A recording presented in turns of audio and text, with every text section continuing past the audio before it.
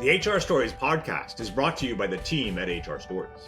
The team at HR Stories helps businesses and nonprofits better manage the employee experience, providing the tools, training, and resources they need to take their organization to the next level. Each week on the HR Stories podcast, management and HR consultants John Thalheimer and Chuck Smickian dive into the stories that matter to small business owners, nonprofit leaders, and HR professionals. We continue to be amazed at how companies allow poor decision-making, lack of knowledge, or in some cases, hubris to cause harm to their organizations. Each week, we discuss stories where companies must pay large fines, lose great talents, and even stain their reputation within the community. And then we tell you how to avoid the same fate. Welcome to the HR Stories podcast, where there is a lesson in every story. Hey, Chuck, I can't believe that we are 20 days away from the big day. The big day. The big day? What's the big day, John? There's so many big days in our lives at the team at HR Stories. It's the big official federal holiday, Christmas. Yes. 20 days away. Yes, excellent. I can't believe it either. End of year planning, and then of course kicking off the new year with HR updates, all kind of new laws that we're waiting for. I did hear the joint employer rule that the National Labor Relations Act, they're looking to push that out to February. And we still, as of this recording, have not heard on that threshold for the Department of Labor on the new salary, but that's definitely looking at 2023. So let's keep our fingers crossed that we have that. And when we 2024, oh my goodness. And listeners, when we do hear that, make sure you're subscribing to our newsletter. Links in the show notes below. We will put something out. We'll probably go live on our Facebook page, the HR Team of One community on Facebook, talk about it. So you want to stay up to date, stick with us at the team at HR Stories. That's team at hrstories.com.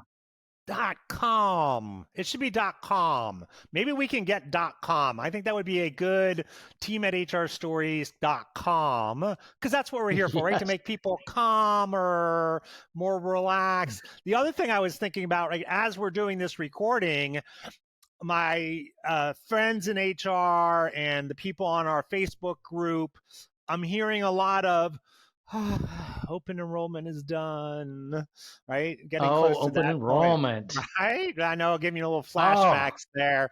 Chuck's like, oh no, not open enrollment. Right? And so that's Let me tell you something. Yeah, well, open enrollment sometimes never done. There are some of our listeners right now thinking, I wish it were done, but we still have some late enrollees, and we still have some people I'm dogging, trying to find, please sign up or decline. So I know how it is, folks. I know that was so funny. It is. You say that one of the Facebook groups I follow, there was a picture of a Post-it that said, it was the last day of open enrollment, and it says, do you have time today to have a discussion about about the benefit packages? And then the HR person was like, oh, you gotta be kidding me. Like, I have all these things to do and you want time today? And you know what? Yeah. I want to put money on it that person was a high level executive in their organization. I want to bet money on it. Right? Because it's not, yes, it's always our frontline people. There's always issues there, but also that executives are like, well, I'll just wait to the last minute and I'll do it then. No offense, executives, but I know how you are. Exactly. What else is going on? There's some great Chuck? memes out there. Oh, wow. I got to tell you some really interesting things. First of all, I saw this, and this hit multiple news outlets this last week or so. So I just pulled up one news story, but it's this Michigan hair salon that is facing discrimination charge over a social media post that she put out. And granted, now we're talking about business owners, or we're talking about a sole business owner, but really thinking about the new EEOC guidance that's coming out. Okay, that it's now a proposal, and they're focusing on gender identity and misgendering and the legalities in the workplace. And I think as people start to understand, it doesn't matter what you think, it doesn't matter how you feel. A lot of times it matters what is the law. And also, but we're going to see a lot of pushing and pulling, religious, people saying, well, my religious accommodations, do I have to do that? Do I have to say this? But this is interesting. So this hair salon, specifically in Michigan, there's actually a Michigan law that she is facing discrimination charge. She put a social media post out that declared transgender customers are not welcome and should instead seek, and this is a little hurtful, but I'm just going to put it out there, seek services at a local pet groomer. So she puts, puts that out there. So the State Department of Civil Rights that violates the actual state departments of civil rights. And she then further goes on to say a law. But she goes, if a human identifies anything other than a man or woman, please seek services at your local pet groomer. You are not welcome at this salon. Should you have a particular pronoun used, we will simply refer to you as hey you. But there is a Michigan House Bill 4744 that refers to that as a hate crime. So it's really interesting. Yeah. Now apparently she did not decline any services. That's not the issue. The issue is that she is stating that and putting that out there as a policy. And so I think we're going to start seeing things like this come up where people just don't like something, don't agree with something, but hey, it's the law, and you have to comply with certain things. And I mean, we see that a lot, right? We see that a lot. We've always seen it. It doesn't matter what side of the political divide you're on. There are going to be laws that you do not appreciate or you do not agree with. You still need to follow them. You have to go to the voting booth. You have to go out and change. You have to go out there and change it if you want to change it. We can't make that decision as HR professionals. Oh, well, I don't like that law, so we're not going to follow it here. That's just opening your company up to issues. And hey, sometimes owners don't want to follow laws, right? I don't agree with that. It's not my thing. Absolutely. We need to advise them that it is the law. They need to follow it, whether they agree with it or not. And if they still decide, get it in writing saying, look, I talked to you about this. I counsel you on this. I do that. I would also get an employment lawyer involved, and maybe they can talk to them about that. So yeah. This is Salon 8 Hair Lab. Could be a violation of the Michigan Civil Rights Commission. They're going to hear it, and she could lose her license, have it suspended. But she, on the other hand, is now saying, well, now I have free speech rights. So, folks, stay tuned to the HR Stories podcast because we do. Yeah, that'll be interesting. It'll be interesting. We do bring these things to you. Yeah. What do you got, John? I know you got some things. Well, it's interesting. So as I said earlier, I was browsing the HR Facebook group worlds and looking around, and somebody was talking about they were having issues with forms, FMLA forms. And I'll be honest with you, I haven't been on the FMLA website in a while, so I went back in there to look at and see the form, and I was able to open it and got it and let them know and help them try to open it as well. But there are, right, in the Department of Labor Wage and Hour Division, they do have all the forms for FMLA. And I won't go through them all, but the one that I would recommend is that you make sure that you have the poster. And was that the poster they updated in April? Was it the FMLA poster they updated in April? Okay, yeah. So there is a new poster. It came out in April. You could still use the old version. Poster was revised in April 2023. And so if you have the April 2016 and the February 2013 versions, they still meet all the requirements. But if you want to get a new poster, sometimes it's always good to do that anyway. So I just thought it was interesting that there are so many resources that we can tap into. And one of the things that I think I like about the ultimate book to HR checklist is we have these links in the back of the book, or actually in each checklist. So that way, oh, I need to do FMLA. Here's everything I need to know.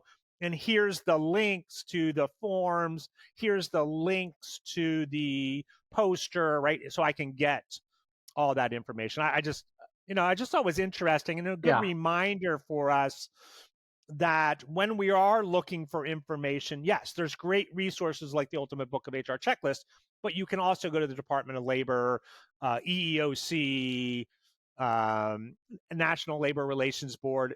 One of the things we always recommend is to make sure that you're tapped in, not only getting information from us, but getting information from them as well, so you can stay abreast, challenge us, and remind us, hey, did you guys know that this went on? And we're going to be like, yes, we did. So that was one of those things I just paying attention to in the news, just kind of doing that. Sure, absolutely. Stay with the .gov. Stay with the .gov when you get those and make forms. sure they're the official website.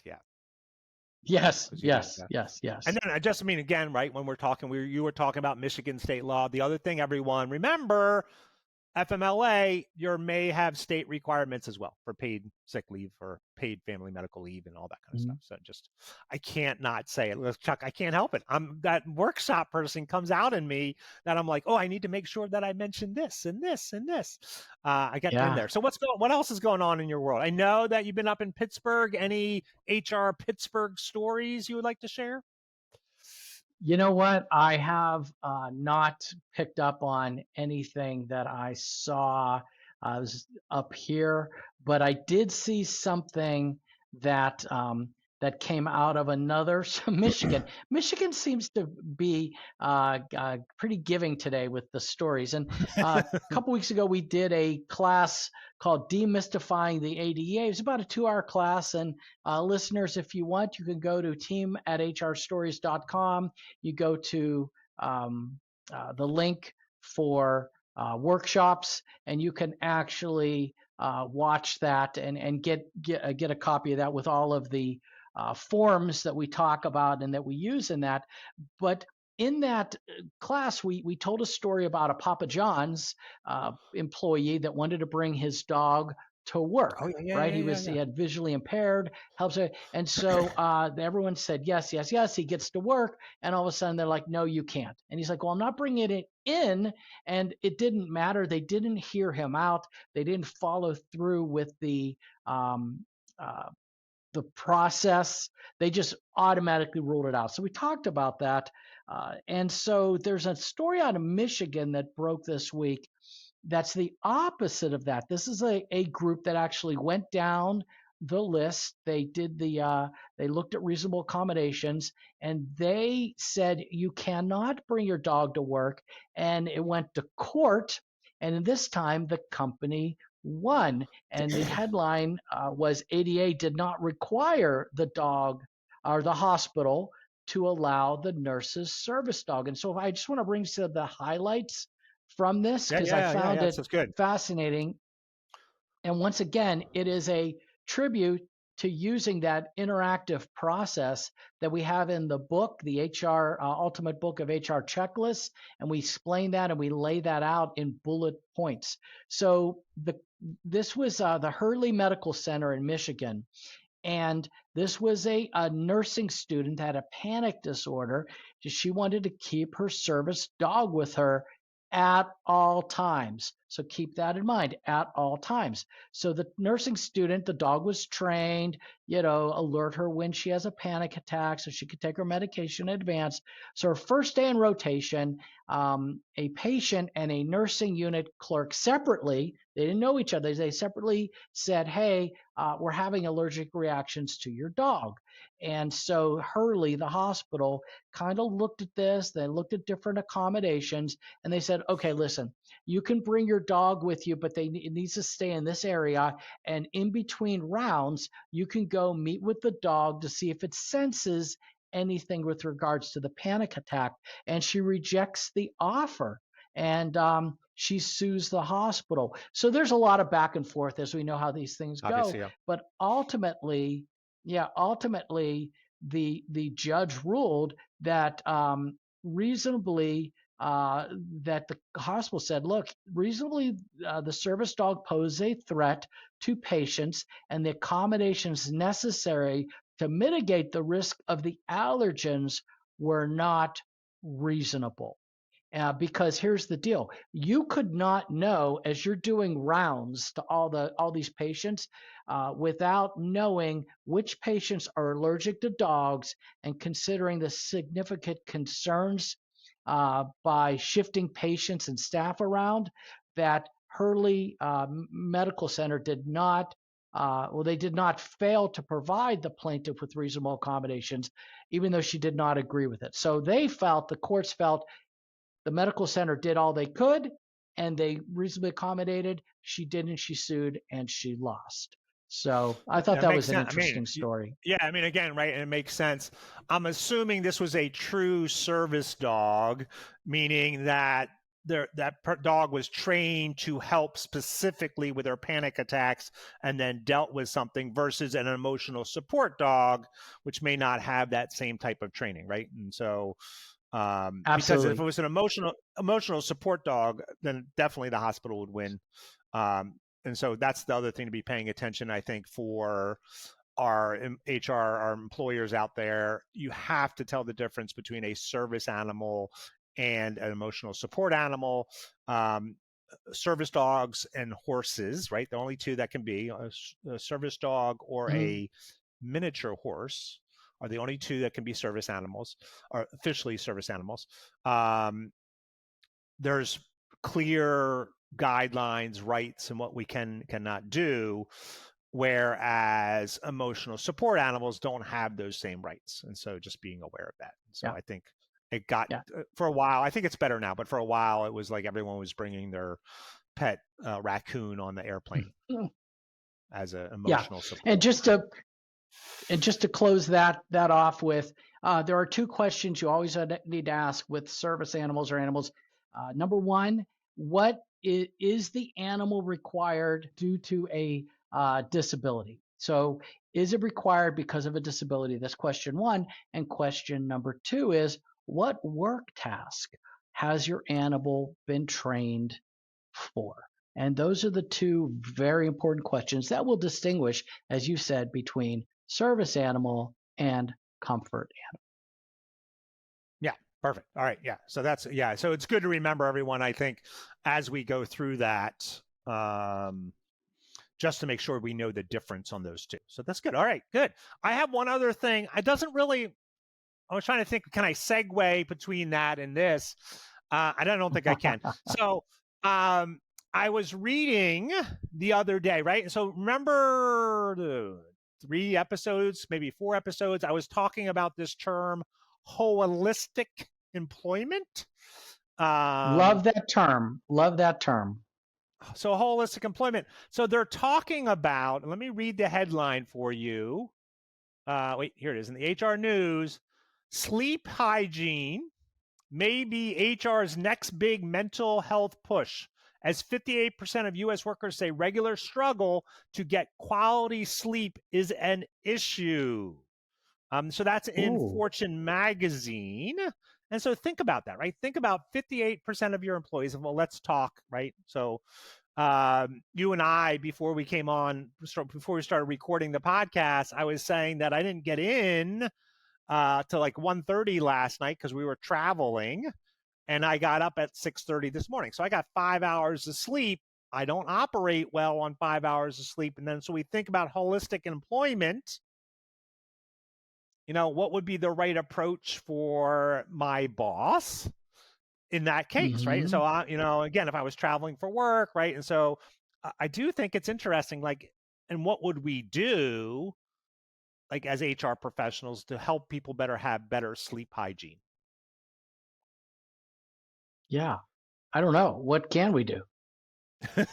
Well, I mean, there's a couple things, right? We can go back to the napping pods, right? The napping pods that, the Google made big. But we could also think about our design of the work, right? Our design of the work schedule.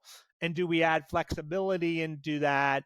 do we help them sleep better? Now, for some of our employers out there, they probably have people working 24/7.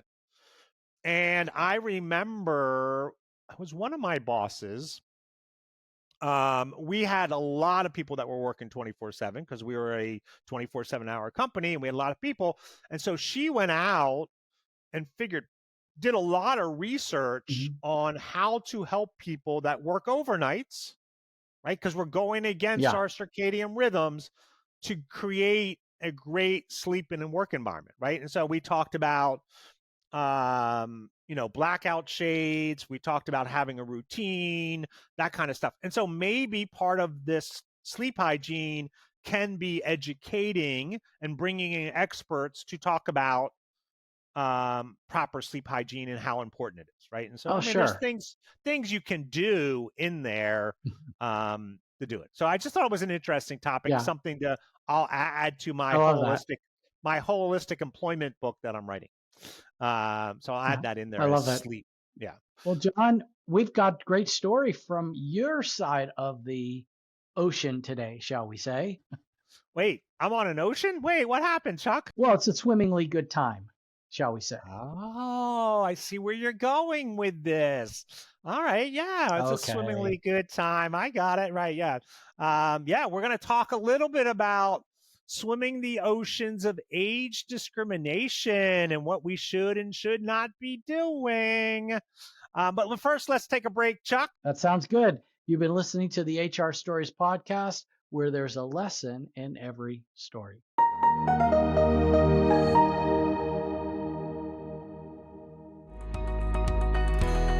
Hello, listeners. I have some questions for you. Do you find yourself struggling with HR and employment issues? Are you afraid you could make the wrong employment decision that will cost your company thousands or even millions of dollars? Maybe you're new to the world of HR, or you've been in HR for a while and you just wish you had one resource, a guide to help you get HR right. Well, I've got good news for you. The team at HR Stories is excited to announce a new comprehensive resource, the Ultimate Book of HR Checklists. We created the Ultimate Book of HR Checklists as a simple, step-by-step resource guide packed with 70 downloadable checklists and other resources that help small businesses and organizations get human resources right. Even with very little HR or management experience, you can get instant results with concise, practical steps for addressing many of your tough employment issues. Do not miss out. Go to hrchecklist.com to learn more. That's hrchecklists with an S.com to learn more. And as always, thanks for listening to the HR Stories podcast, where the lesson is always in the story.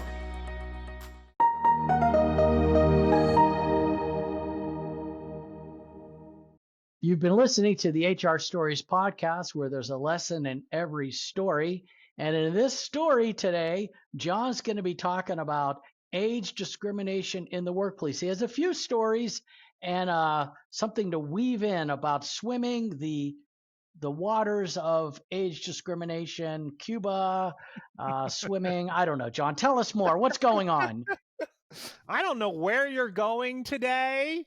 Obviously, I did not do a good job prepping you today, but that's okay. We'll get there. We'll make sure this all happens. So I want to start with, recently, my wife and I watched a movie called Naiad. I don't know if you had a chance to watch it, but it tells the story of Diana Naiad and her attempt to swim from Cuba to the Florida Keys, which at the time was thought to be impossible. She had tried it in 1978 when she was 28, but had failed. So she decided to try to attempt it again when she turned 61. Yeah, that is amazing at 61. And did she make it? Well, I'm not going to say, right? Because that's the movie, right? I don't want to give anything away. But what amazed me as I was watching this was not only this attempt, but all the effort needed to prepare to swim 110 miles from Cuba to the Florida Keys. Yeah, and you said she was 61 years of age. Yeah, she was 61 years age. Can you imagine doing that at 61? Yeah, well, I can't because I can't imagine it because I'm getting into that age range someday soon. But it's funny when you think about all the age discrimination in the workplace that people like Diane Nyad at age 61 are still breaking boundaries. Yeah, right. And so the ARP says that over a third of U.S. essential workforces are 50 years or older. And yet, at the same time, age discrimination continues to grow in the United States. Yeah, and it is illegal. I mean, it's prohibited by the ADEA, the Age Discrimination in Employment Act, which, if I remember correctly, because we teach this all the time, came out in 1967.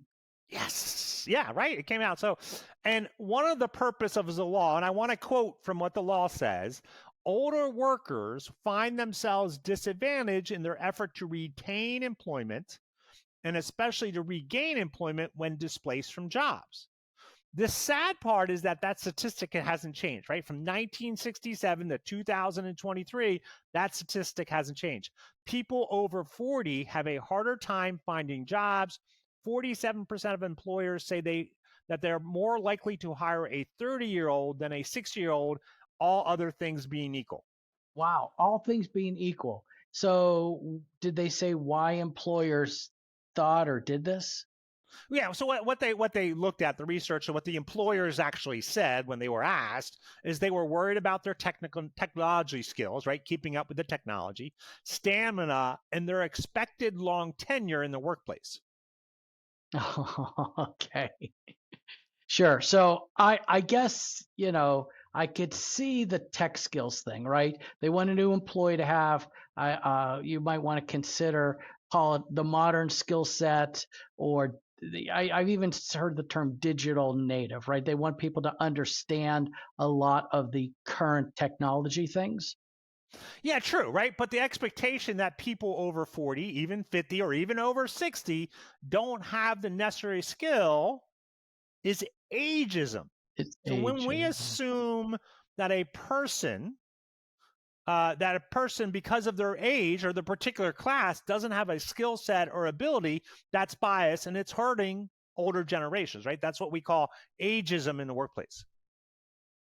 Yeah, absolutely. And I think where we're going there, I didn't mean to imply older people don't have those skills, but to outright just figure someone because of age, just like anything, because of color or because of national origin, they don't have a certain set of skills, just to rule them out. That's where I guess we'll talk about this later. That's where job interviews come from, to actually figure out if they have those skills. But I Right, or didn't the mean to imply they resume. don't have those skills. Right, yeah, right. I get Yes. it. Right. And so a recent survey by ARP, right, the Association of American Retired People, which now serves anybody over 50, 40% of workers over 40 have experienced age discrimination in the workplace. Yeah. I can't say I've personally experienced that or actually seen that as much, although I will tell you, I have seen a little bit of that. I call it silent discrimination. And I feel like as I have over the last few years thought, oh, that looks like a great job. It fits what I need. And I apply for it. And I don't even get an interview. And I'm thinking, okay, that seems weird. So I actually have started thinking, as I get into that age group, right? Or people have said, get rid of anything that's like 30 years ago that shows, hey, in the 80s, I was doing this. In the early 90s, I was doing this. They said, unless it's absolutely relevant, they said, just go back 15 or 20 years on your resume, and then they'll figure out, oh, you must have been in the workplace. So I get it. I believe that there's definitely ageism out there, John. Yeah. Yeah, and I mean, I've felt it, and I know I had a group of friends that were all laid off around the similar time, and they found it harder to find a job, and we would discuss it. We would sit down for lunch. They'd be like, I didn't get this job. They went with somebody younger. I didn't do that. Right. And it may feel like in that organization, it may not feel like, oh, we're not discriminating, blah, blah, blah. We have people of all different ages, that kind of stuff. But for the end of people that are interviewing, they truly feel it because they're being rejected at a higher rate than other. In fact, workers over 50 are unemployed 3 times longer than those employee or unemployed below 50.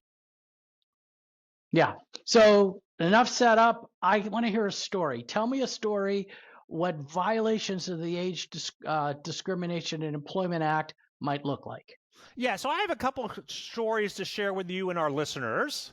All right, so the first was just settled in Chicago. So this happened a couple years ago, but it was just settled in Chicago, where the Urbana School District was found guilty of violating the Age Discrimination and Employment Act of 1967, which you pointed out to us. And it's interesting because the story where Charles Koplinski and other teachers felt that the school violated their rights when they accepted a collective bargaining agreement with Urbana Education Association unit. Wait, okay, so you're saying a collective bargaining agreement through the unions, right, between the school district and that union caused a violation of ADEA? There was actually a clause in there that violated the ADA. Oh, okay. Okay. So explain more, please. All right. So the Illinois State Pension Code provides that if a teacher's final average salary includes a year in which the teacher received a salary increase of more than 6%, the school district must contribute to the teacher's retirement system to cover the increased pension cost attributed to the salary increase. You got that? That is, I don't know, what's that term? Clear as Mississippi mud or any, I don't see the violation. I don't get it. Help me out. All right. Let me go back, right? And so basically it's saying that as a teacher, if you get a raise of 6% or more, you will get an additional benefit of contributions into your retirement fund, right? So if you're a teacher and you get 6% or more, actually more than 6% raise, so it has to be more than 6%, you will get the additional benefit of the school district putting in contributions into your retirement fund. That sounds great. Hey, more money, right? How did that play out? I don't. Tell me about that. Because that sounds to me like they're getting more money. Like I'm getting 6% and I'm getting more into my retirement. Right. Well, I mean, that's sort of like a 401k, right? You work for so long, you get money into your 401k, right? And so the key phrase here, Chuck, that I want you to be paying attention to is that additional benefit of contribution, right? And so the collective bargaining agreement between the union in the schools district said the salary increases for those teachers who were within 10 years of retirement are limited to 6% or below, meaning they would not get that additional contribution. Okay, so if I understand what you're saying, those teachers within 10 years of retirement would not get raises above 6% and then would not be eligible to have those additional funds placed in their account. Correct. You got it. See, it was as clear as Mississippi mud. Yeah. Well, then that is illegal under the ADEA, right? Yeah, that's right. Right. And so that was the point, right? So under the ADEA, so the Age Discrimination in Employment prohibits discrimination because of age against individuals who are age 40 or over, including discrimination with respect to compensation. In this case, the teachers between the age of 52 and 62, the teachers were between the age of 52 and 62. And when we think of the compensation, it's not only the pay, but benefits also are included in there as well, right? Included in your retirement as well.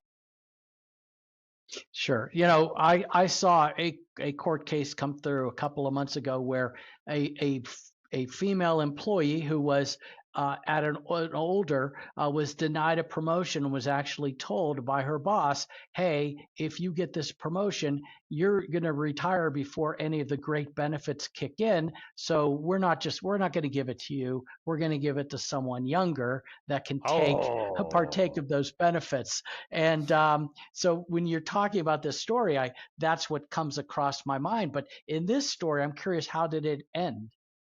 Well, the school had to pay damages to the teachers whose compensation was limited because of the collective bargaining agreement provision. It was only about $51,000, but it was some money, right? Mm-hmm. Sure. And hopefully the union also paid attention and would not let that happen again to its members.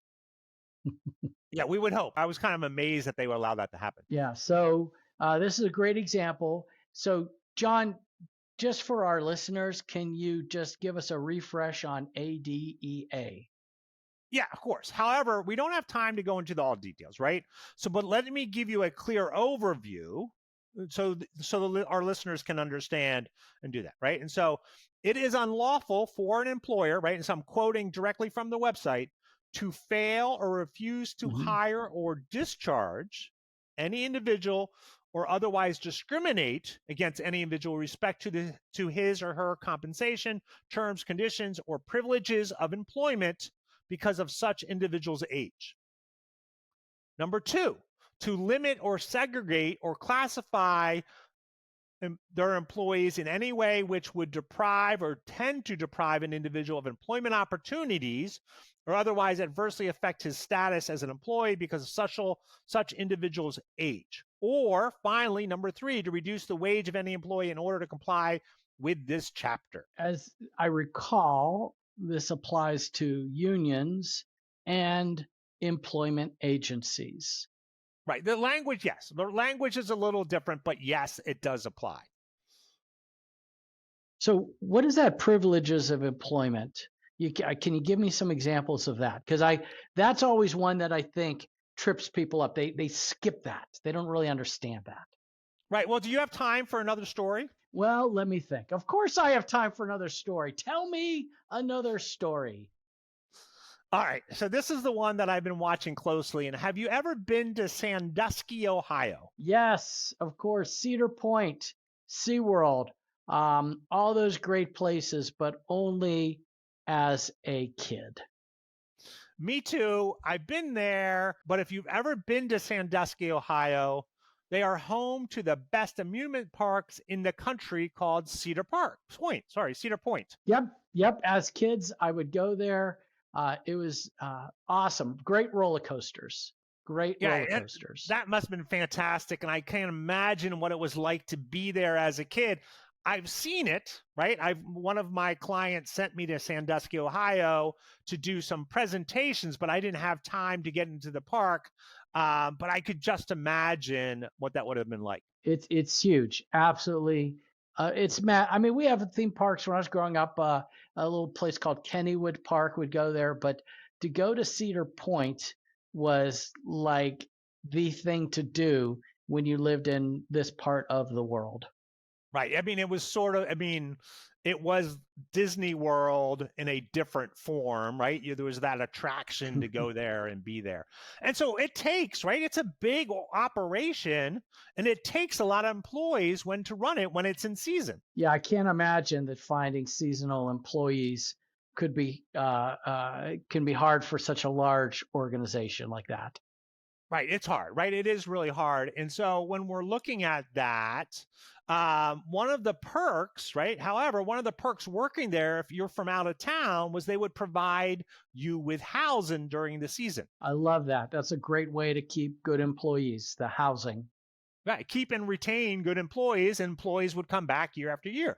Well, guess what happened? In 2021, they implemented a new policy that prohibited employees under the age of prohibited employees age 30 and older to live in employee housing.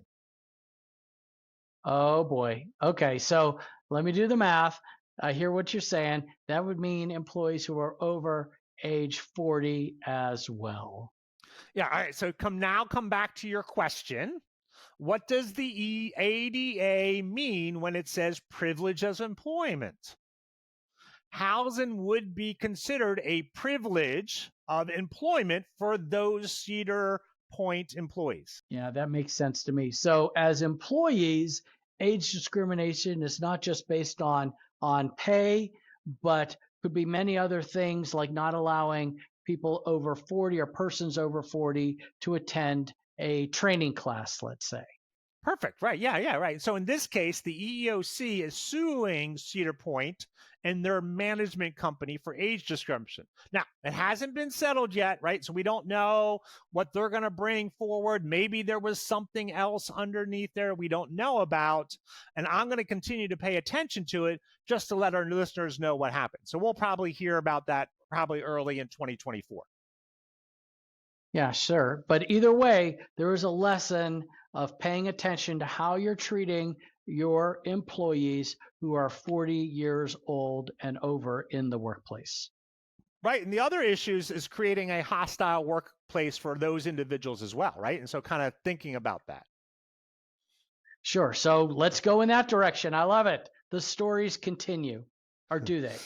Right. Well, let's talk about the hostile workplace, right? And so hostile workplace is conduct that is so severe and pervasive, it interferes with the individual's ability to perform their job, creates an intimidating, offensive, threatening, or humiliating work environment, or causes a situation where a person's psychological well-being is adversely affected. So some examples would be making fun of a person's age-based abilities, calling out a person's age as a limitation or hindrance to their job, questioning a person's skills, performance, or experience because of their age, laughing at or mocking someone because of their age, or perpetuating age stereotypes in the workplace. Yeah. And as jokes throughout my career, I'm sure I have to admit at some point, I probably said or done some of those things. It just, over 25-ish year career, we do that, right? Yeah, I mean, me too, right? I mean, just kind of we do that, right? Just not thinking about how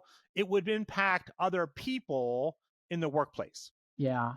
So, and it does remind me, and now that obviously we really pay attention, and as I have grown and learned, but it always reminds me of that story of the average Google employee's age. They're younger, and then they have older workers work for them, and they call them grandpa and things like that. And that actually resulted in a lawsuit a few years ago. So I get it. I see it. What final thoughts do we have, John?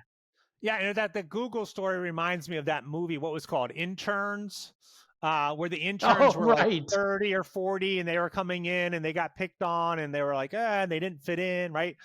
That's happening, not in that form, right? But it's happening across things in there. All right. So let's go back, right? Let's go back to the story of Diana Nyad, right? So if at the age of 60, she can prepare to swim to Cuba to Florida, maybe we should judge individuals based on their age. Yeah. You always say, and you are the leadership coach, right? And I always hear you say, focus on performance. Right. It's the one thing we need to focus on, the performance. We need to do it. The other thing I would say is, as employers, we need to think about how we can support older worker population. We know that people are staying on the job longer and that the workforce is aging, and we want to retain our employees as long as possible. So you have any recommendations for our listeners today? Yeah, so there are 3 things that the companies can do to support their long-term employees.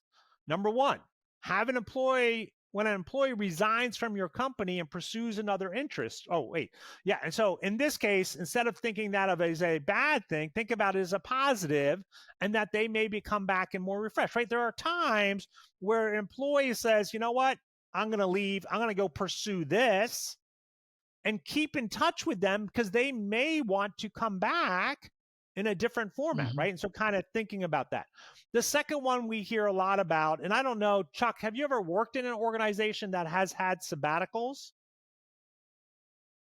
I have not, but I've heard of those things. I've heard of those organizations, and I think it's fantastic, especially as people, get, I guess, a tenured employees, right? They get to a certain number of years with the company. Okay. Yeah, and so one of the things that I think we hear it a lot in educational centers, right? We hear those, oh, that person's taking a sabbatical for the semester, meaning they're going to go somewhere and they're going to learn about their knowledge and their craft, and they're going to come back better prepared. So now corporations and organizations are like, look, you've been with this company for 20 years. We want you to take a 6-month sabbatical to refresh, get your energy back, get your excitement about your job back. Because let's face it, right? When you're in a job long term, you can get burned out, right? And so sabbaticals are a way to do that. And typically it's focusing on something that they do at work, right? Their interest at work. And so maybe they go help a nonprofit for 6 months and doing the same thing, right? And so, but it's always good because when they come back, they're refreshed. And I think the most important one that I would look at, Chuck, is phased retirement, where long-term employees become more like internal consultants, right? And so as they get closer to retirement, instead of just having them work up until the last moment and then they're gone, create and use them as internal consultants. So they're still on your payroll, but they're not having the pressures or the drive of that particular position. And now they're working where people can come and talk to them and help them and kind of go through all that. I love that concept. I think it's a good one, and more people need to be tapping into it. Yeah, I have a good friend that was a high-end VP at Hilton Grand Vacations in HR, and they've allowed her to do that. They said, we know you want to retire. You've been here a certain amount of years. And so we're going to give you it was like 90 days or 6 months, John, that third point where they kind of aged out, and everyone thought they were still there, but they weren't there. And they were transitioning. So I find that a fascinating point. Those are great ideas. They tie into your theory of holistic employment, which we talked about at least 3 or 4 episodes ago, where we treat employees holistically and not just at work. The final thing I want to add is, folks, and this is my final thought on the entire thing. If you have a company that says, hey, we're going to do anything with age requirement or any policy or any initiative, and there's some sort of age requirement on there for anything, you need to have an attorney or an HR consultant put some eyes on it to see if it's going to possibly break the law. Yeah, right. Good point. Yeah, absolutely. I definitely think that's something to do that, right? So think about that. Also think about age-related words in your hiring process. Things like recent college grad can get you in trouble. Those kind of things. So be really careful about that. Yeah. Folks, and John, thank you for presenting these stories to us. Thank you for, letting us know about Diane Nyad and her efforts to swim between the Keys and Cuba and the Age Discrimination Act.